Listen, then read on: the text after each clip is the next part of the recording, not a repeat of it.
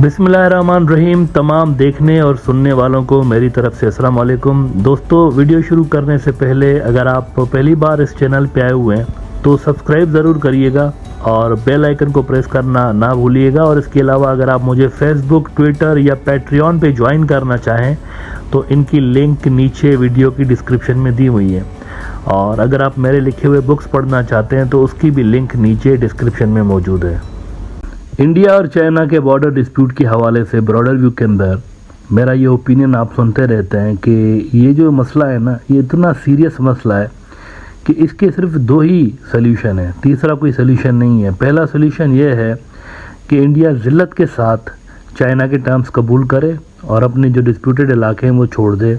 लद्दाख को छोड़ दे खुद ही, अरुणाचल को छोड़ दे और सिक्किम को छोड़ दे ज़िल्लत के साथ। क्योंकि ये ह्यूमिलिएशन है कि आप बिना लड़े और पीछे हट जाएं या फिर आपको धकेल दिया जाए और आप सामने से रेजिस्ट ही ना करें, तो ये ह्यूमिलिएशन है। दूसरा ऑप्शन फिर जंग है। तो इंडिया को दो में से एक ऑप्शन सेलेक्ट करना है। अब अगर वो जंग का ऑप्शन सेलेक्ट करते हैं तो उनके पास कैपेबिलिटीज़ लड़ने की नहीं है, तो फिर बचता आखिरी ये रास्ता है कि आप खुद ही छोड़ दें, या फिर वो तीसरा रास्ता है कि लड़ें भी, हारें भी और पीछे भी हटें। तो यही ऑप्शन है, इसके अलावा और कोई ऑप्शन नहीं है। अब ये बात मैं देखें ऐसे ही नहीं कह रहा हूँ। इन दो मुल्कों के दरमियान जो पूरा का पूरा बॉर्डर है ना, सारा का सारा डिस्प्यूटेड है। इसका कोई एक इंच ऐसा नहीं है जिस पे दोनों की एग्रीमेंट हो। और इस लेवल के डिस्प्यूट्स हैं कि चाइना के बकौल उनका जो बॉर्डर है इंडिया के साथ वो सिर्फ 2000 किलोमीटर का है, जबकि इंडियंस कहते हैं कि नहीं, 3488 किलोमीटर का बॉर्डर है। इसका मतलब है कि 1488 किलोमीटर का डिस्प्यूट है। इतना बड़ा रीजन आप देखें, 1488 kilometre is not a small distance, एक बहुत बड़ा इलाका है 1488 किलोमीटर। तो ये 1488 किलोमीटर के एरिया का फैसला ऐसे ही तो मतलब नहीं होगा ना गुड़ी गुड़ी और टेबल पे। इसका बस यही दो ऑप्शन है, या तो आप ह्यूमिलिएशन के साथ सरेंडर करें या फिर आप जंग लड़ें, हार जाएं, फिर सरेंडर करें। अब आज द क्विंट इंडिया का बड़ा अखबार है, उसके अंदर एक बड़े इंडियन जर्नलिस्ट साहब हैं, SNM अब्दी, बड़े सीनियर जर्नलिस्ट हैं इंडिया के, आउटलुक के लिए भी लिखते रहते हैं।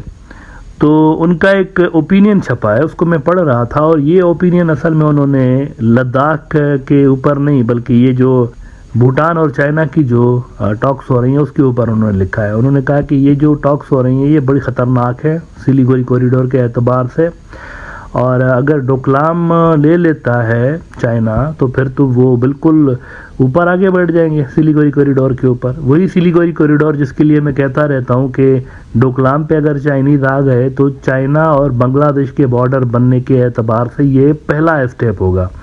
अल्टीमेट गोल जो उनका होगा वो सिलीगुड़ी कॉरिडोर ही होगा, और ये बहुत बड़ा चाइना के पास स्ट्रेटेजिक कार्ड होगा। वो जब चाहे आगे घुस सकते हैं, इंडिया को बुली कर सकते हैं, प्रेशराइज कर सकते हैं। अगर डोकलाम ऑफिशियली उनके पास आ जाता है तो इंडिया का एक मुआहदा तो किया हुआ है भूटान के साथ, इंडिया ने 1940s से लेके मुआहदा किया हुआ है कि वो उनकी एरिया बचाएंगे अगर कोई और फोर्स उनके इलाके के अंदर घुस के आ गई तो।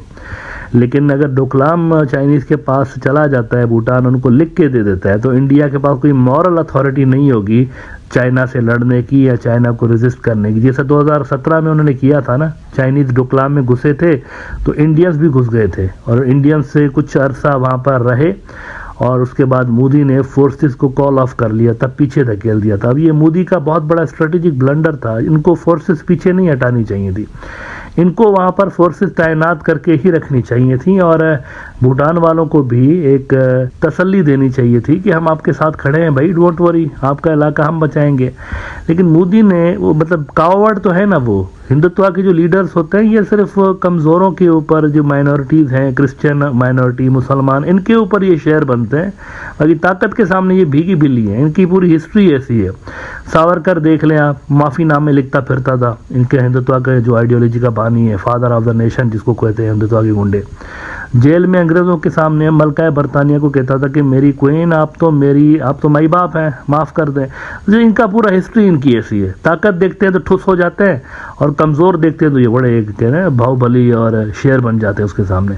तो चाइना की ताकत देख के मोदी 2017 में ही ठुस हो गया था। उसके बाद ये जो कुछ भी हो रहा है ये खाना पूरी हो रही है। चाइनीज़ ने देख लिया था इन तिलों में कोई तेल नहीं है, तो ये वापस आ गए थे। उसके बाद आप देखेंगे भूटान इनके हाथ से निकल गया।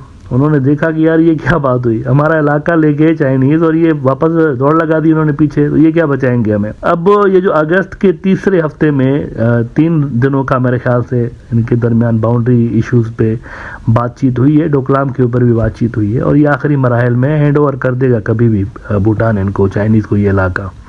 और उसके साथ ही ये भी इतलात हैं कि BRI के अंदर शामिल होने के लिए भी, बेल्ट एंड रोड्स इनिशिएटिव, इसके अंदर भी शामिल होने के लिए जो ताजिर बरादरी है वहाँ की, भूटान की जो बिजनेस कम्युनिटी है, उनका प्रेशर है। वो कह रहे हैं कि इसमें बहुत पोटेंशियल है वैसा बनाने का, तो इसमें हम शामिल हो सकते हैं और वहाँ पर भी कोई डेवलपमेंट आपको होती हुई नज़र आ सकती है once this border issue is resolve. अब द क्विंट में वो जो इंडियन जर्नलिस्ट साहब हैं उन्होंने 2-3 सुझाव दिए हैं, उस पर आज बात करेंगे। वो कहते हैं कि 6 years after Doklam standoff, China Bhutan talks give India reason to worry. बिल्कुल ठीक कह रहे हैं। Fundamentally India would be at the receiving end every which way if Bhutan agrees to give Doklam to China. वो एग्री क्या करेंगे, देखें एहसन अब्दी साहब को मेरे ख्याल से इल्म होगा, वो एग्री कर चुके हैं, उन्होंने दे दिया हुआ, ये सिर्फ खाना पूरी हो रही है। बदले में 2 इलाके जो ऊपर की साइड पे थे, जिसके ऊपर भूटान का क्लेम था लेकिन चाइना का कंट्रोल है उन इलाकों पे, तो बदले में वो इलाके भूटान ने ले लिए और डोकलाम दे दिया है इन्होंने, तो एग्री हो चुके हैं, ये खाना पूरी हो रही है सिर्फ। और आगे वो कहते हैं कि China is fast tracking its boundary talks with Bhutan as evident from the 21 to 24 August negotiations between the 2 countries held in Beijing. और वो जो मैंने कहा कि 2 सुझाव इन्होंने, ये सारे थ्रेट्स ऊपर जो इंडिया को हैं, इसके बारे में उन्होंने बात की है कि the strategic importance of Doklam which has been a part of Bhutan until now for both China and India can't be over emphasised. If China wrests control of Doklam, the People's Liberation Army (PLA) can easily overrun the Siliguri corridor, a thin strip of Indian territory linking the mainland to the northeastern region. अब इससे बचाव के लिए जो आखिर में सुझाव उन्होंने जो दिए हैं 2, उस पर बात करूंगा। मुझे लग रहा है ये प्रैक्टिकल सुझाव नहीं है, इंडिया के पास इतनी कैपेबिलिटीज़ नहीं है कि वो ठीक तरीके से इन सुझाव से फ़ायदा उठा सके। सुझाव number 1, as far as China's obsessive overdrive to take control of Doklam is concerned, India should use the carrot and stick policy to keep Bhutan on a tight leash so that it holds its own and doesn't capitulate. अब देखें, आप stick मारेंगे ना उनको, carat and stick, carat तो उठा लेंगे वो कैरेट उठा लेंगे, स्टिक मारेंगे तो चाइना की तरफ मजीद चले जाएंगे। बिकॉज एज आई सेड कि यहाँ पर सिर्फ बॉर्डर की बात नहीं है, ये जो टेरिटरी की बात नहीं है, BRI और बिजनेस की भी बातें चल रही हैं कहीं ना कहीं पे कि ये जो चाइनीज़ मार्केट है उसकी तरफ भूटान को खोला जाए और भूटान की जो मार्केट है वहाँ पर चाइनीज़ आ जाए, तो ये भी बातें चल रही हैं साथ में। तो स्टिक वाला यहाँ पर जो काम है वो चलेगा नहीं यहाँ पर इंडिया के लिए। मेरे ख्याल से मोदी ने इतना प्रॉब्लम क्रिएट कर दिया है कि स्टिक वाला ऑप्शन अवेलेबल नहीं है।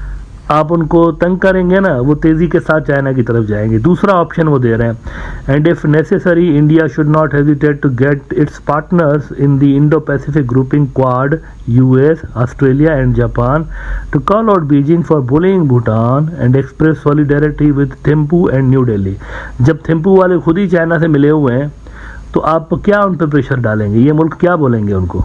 भाई आपने कंप्लेन सुनी आज तक? भूटान ने कंप्लेन की होगी, देखें हमसे हमारे साथ ज़बरदस्ती हो रही है, कहा है उन्होंने? नहीं कहा। किस जगह पे उन्होंने कहा? कभी भी नहीं हुआ ऐसा। रिसेंटली हमने तो नहीं देखा कि भूटान ने कंप्लेन की हो हमारे साथ नाजायजी हो रही है, नहीं, ऐसा नहीं हो रहा। ऊपर उनको भी तो एरियाज मिल रहे हैं, तो ये तो विन विन अप्रोच है जो कि चाइना ने अडॉप्ट कर रखी है। और दूसरी बात ये कि इंडिया के जो इलाके हैं उनको बचाने में मुझे ये बताएं, ऑस्ट्रेलिया या जापान के मुल्क जो कि इस रीजन के मुल्क है ही नहीं, उनको क्या इंटरेस्ट होगा ये हिमालयाज़ के पहाड़ बचाने में या सिलीगुड़ी बचाने में? उनको क्या इंटरेस्ट होगा? जापान को चलें फिर भी हो सकता है नॉर्थ ईस्ट की तरफ वो देख रहे हैं कि जी हम यहाँ पर इन्वेस्टमेंट करेंगे इंडियन नॉर्थ ईस्ट में, लेकिन Australia why they would be interested to save India Siliguri corridor? आज तक हमने नहीं देखा कि कोई इन सारे मुल्कों ने लंबा चौड़ा कोई स्टेटमेंट ही इशू कर दिया हो, गलवान के ऊपर ही किया हो या फिर डोकलाम के ऊपर किया हो। डोकलाम 2017 में हुआ था, उसके बाद कितने मुल्कों ने इस पे कंडेम किया चाइना को? किसी ने भी नहीं किया। आई डोंट थिंक कि किसी मेजर मुल्क ने ऐसा किया हो कि हम बड़े दुखी हुए कंडेम करते हैं, ऐसा भी नहीं हुआ। इतना आसान नहीं है। Diplomatically China itself is a force. तो दुनिया मेरे ख्याल से उनके खिलाफ जाने से 100 दफ़ा पहले सोचेगी, और वो भी इंडिया के मुद्दे पे, उनके अपने मुद्दों पे नहीं। यानी जापान के साथ प्रॉब्लम नहीं हो रहा, ये ऑस्ट्रेलिया के साथ नहीं हो रहा, इंडिया के साथ हो रहा है। तो आई थिंक ये दोनों सुझाव जो हैं वो ठीक हैं, लेकिन इंडिया के एतबार से इतने काम के नहीं है।